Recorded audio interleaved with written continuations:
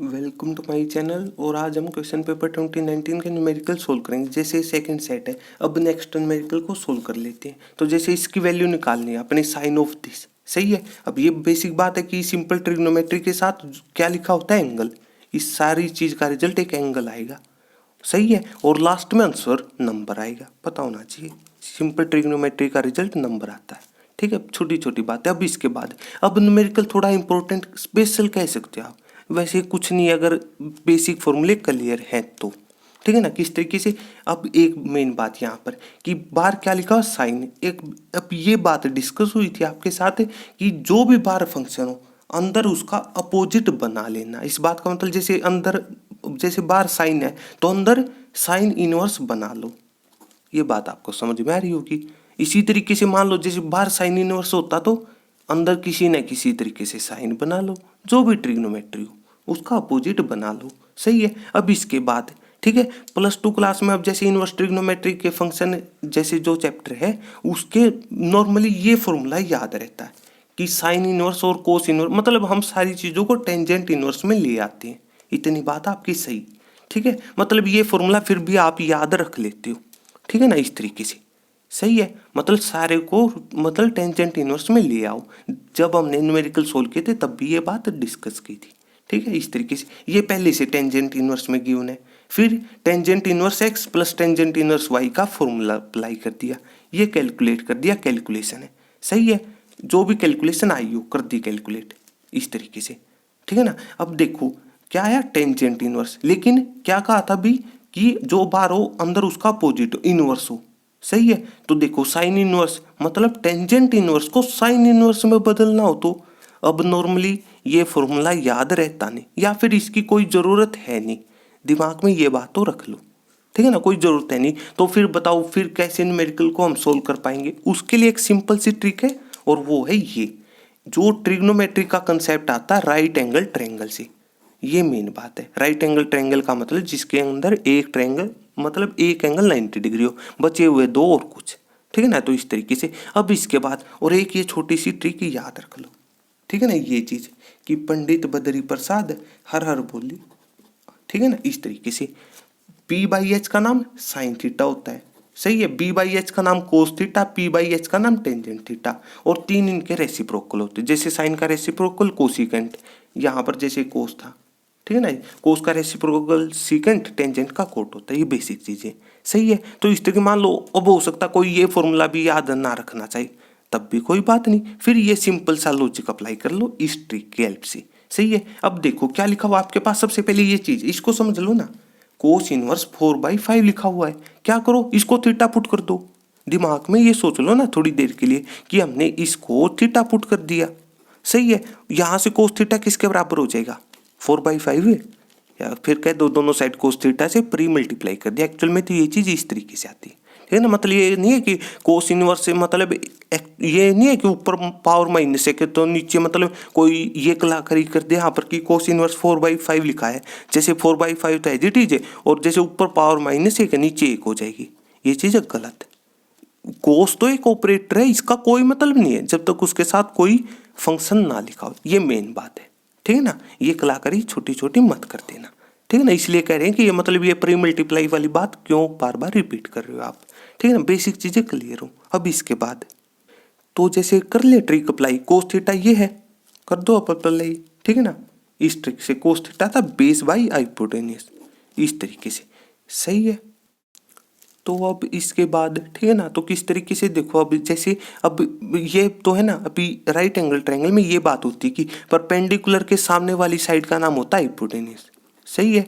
इसी तरीके से जिस भी एंगल की बात हो रही हो वहां पर ये बात आ जाती है। फिर जैसे जिस भी एंगल की बात हो रही हो मतलब बचे हुए दो में से उसके सामने वाली साइड बेस, और जो तीसरी बच गई उसका नाम परपेंडिकुलर।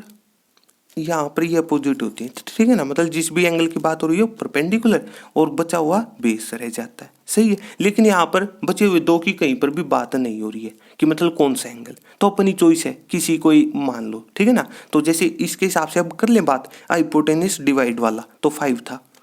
अब ये 4 इसको मानो कोई डिफरेंस आएगा नहीं, ठीक है ना। इस तरीके सोच लिया। अब इसके बाद दो साइड दी हुई है, तीसरी आप निकाल सकते हो, कौन सी, पाइथागोरस थ्योरम से। पाइथागोरस थ्योरम, अब देखो अब ये छोटी छोटी चीजें याद रखनी पड़ेंगी, वैसे भी पता होना चाहिए, ठीक है ना। इस तरीके हाइपोटेनियस का स्क्वायर किसके बराबर होता है, बची हुई दो साइडों का सबसे पहले स्क्वायर करो फिर जोड़ दो, इस तरीके से। सही है, दो है, तीसरी निकाल सकते हो आप, अब तो आसान है, ठीक है। इस तरीके से तीसरी निकाल लोगे, मतलब परपेंडिकुलर निकाल लोगे, ठीक है ना। तो इस तरीके, फिर भी एक बात है यहाँ पर, इस चीज में भी कुछ कमी है। वो कमी अब आपको ये पता चल रहा होगा कि चलो यहाँ पर तो इस चीज में तो मतलब पहले इसका स्क्वायर करे या फिर इसका और सम करना है, बात बराबर है। लेकिन इस चीज में तो वो चीज तंग करेगी कि मतलब कौन सा बेस है कौन सा परपेंडिकुलर।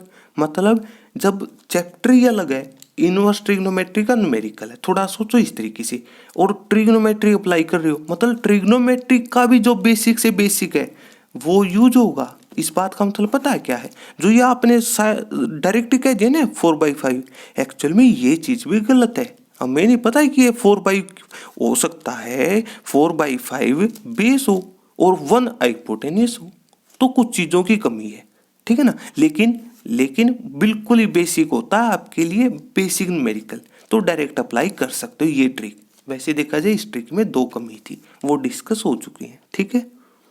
तो इस तरीके से, और जब भी इस टाइप का आपके पास न्यूमेरिकल आए, ये राइट एंगल ट्रायंगल चूज कर लेना, सही है। और उसके बाद ये चीज है कि बेस, इसको बेस मानो इस साइड को, और इसको परपेंडिकुलर मान लेना, ठीक है। फिर न्यूमेरिकल आपके लिए आसान हो जाएगा। इसको परपेंडिकुलर मानोगे, इसको बेस, फिर कंफ्यूज हो गए, ठीक है ना, वहां पर चीजें अलग नजर आने लगेंगी, ठीक है। और या फिर वही है, जब इनवर्स ट्रिग्नोमेट्री का चैप्टर है तो हो सकता है बेस्ट तो ये फॉर्मूला याद रखो। ये तब की बात है जब ना याद हो तो, ठीक है ना, या फिर को हम याद नहीं रखना चाहते, अपनी अपनी चॉइस होती है यहाँ पर भी, सही है। बदल लोगे इस तरीके से, ठीक है ना। तो जैसे 5 4 इससे निकाल लोगे 3 आ जाएगा। एक्चुअल में तो स्क्वायर हटता तो प्लस माइनस, लेकिन माइनस थोड़ी ना होगा क्योंकि ये डिस्टेंस है, परपेंडिकुलर जो साइड है वो भी तो एक डिस्टेंस है, इसलिए माइनस साइन नहीं आएगा, सही है, इस ट्रिक से, सही है। और हम किसको बदल रहे थे, कोस इनवर्स को टेंजेंट की टर्म में, सही है। टेंजेंट क्या था, परपेंडिकुलर, नीचे बेस, तो परपेंडिकुलर 3 है, देख लो अब। और बेस आपका 4 था, 3/4, ये देखो क्या लिख दिया, वही तो है ना, सिंपल सी बात है। इसी तरीके ये एज इट इज था, फिर ये फॉर्मूला अप्लाई कर दिया, सही है। अब देखो अभी ये भी नहीं कि इस सारे में ही छूट मिलेगी आपको इनवर्स ट्रिग्नोमेट्री में, कुछ तो याद रखने पड़ेंगे फॉर्मूले, सही है, अप्लाई कर दिया। फिर उसके बाद अब ये फॉर्मूला निकालोगे आप इसी तरीके से, ठीक है ना। टेंजेंट इनवर्स को साइन इनवर्स में बदल लोगे, टेंजेंट है परपेंडिकुलर बाय बेस, सही है। हाँ, यहाँ पर ये चीज बदलने लगेंगी, सही है, ठीक है ना। मतलब ये राइट एंगल ट्रायंगल ये नहीं मानोगी, ये सिर्फ इसके हिसाब से था क्योंकि इसको थीटा पुट किया था, याद हो तो सबसे पहला काम। इसी तरीके से इसको थीटा मान लो या फिर डायरेक्ट कह दो, सही है ना, कि मतलब 17 क्या हो जाएगा आपका परपेंडिकुलर, सही है। बेस कितना है, जो नीचे वाला है, एक्चुअल में तो वो मतलब बेसिक न्यूमेरिकल, इसलिए ये बात कह सकते हो आप। तो हाइपोटेन्यूस कितनी हो जाएगी, डायरेक्ट ही बात करो तो इसके हिसाब से स्क्वायर हटेगा, स्क्वायर रूट बेस का स्क्वायर मतलब 17 का स्क्वायर जैसे 289 प्लस 6 का स्क्वायर 36 हो जाएगा, दोनों का सम कर लो 325 का स्क्वायर रूट, वही तो लिखा हुआ है।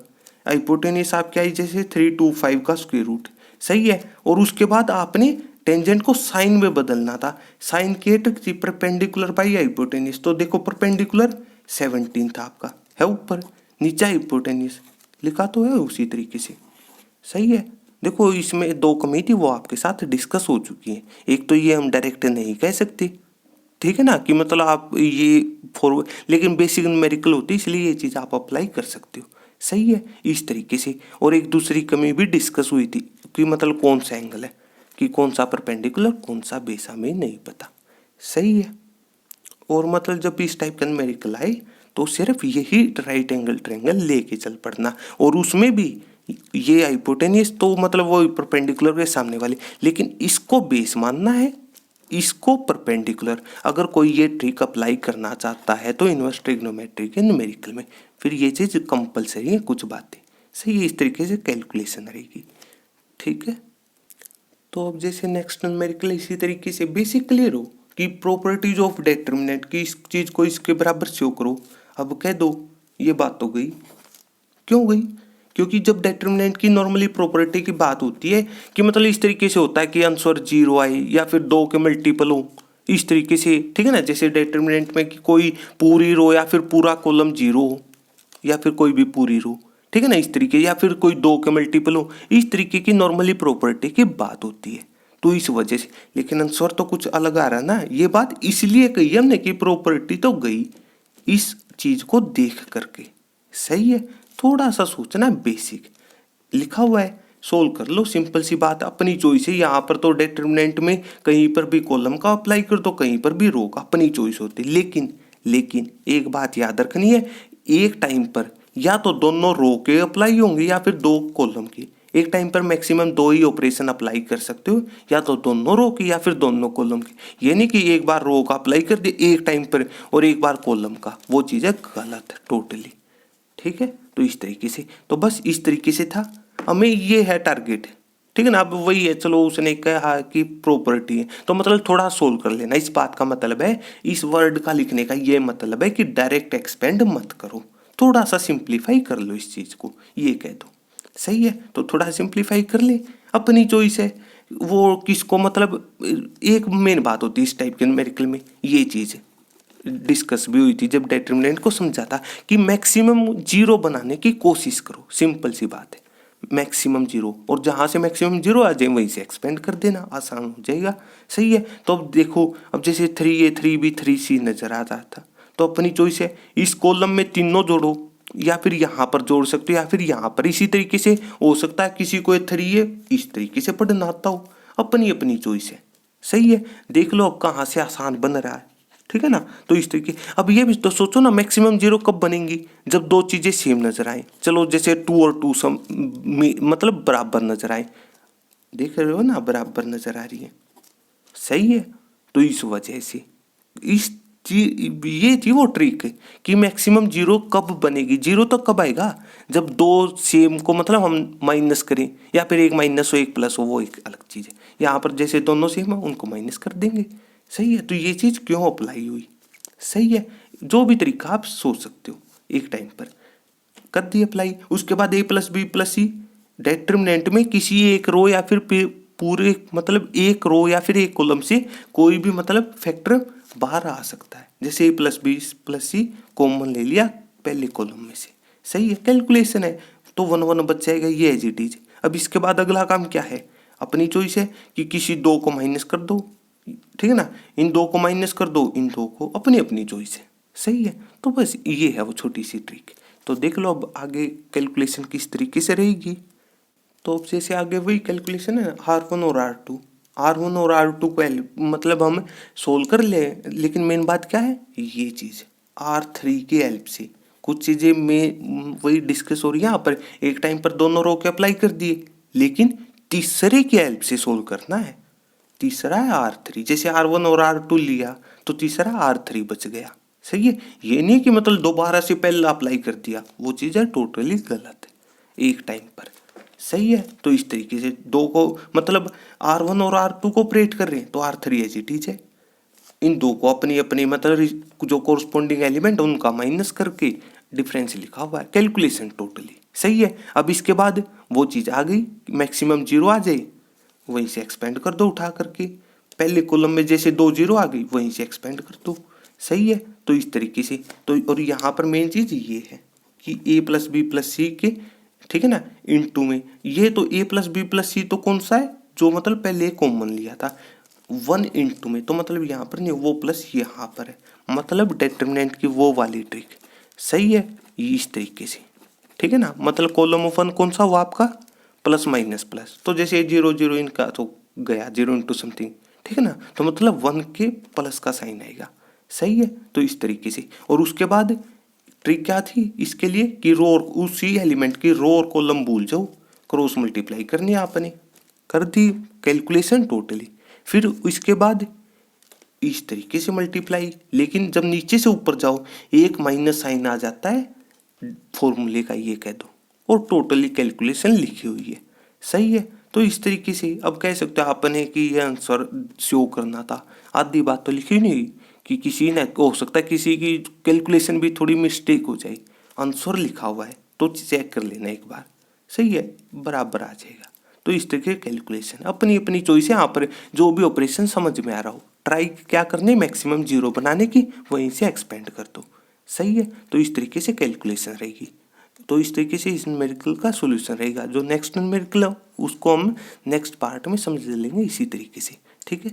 तो अगर आपको मेरी वीडियो अच्छी लगी तो इसको लाइक कीजिए और मेरे चैनल को सब्सक्राइब कीजिए। तब तक के लिए थैंक यू।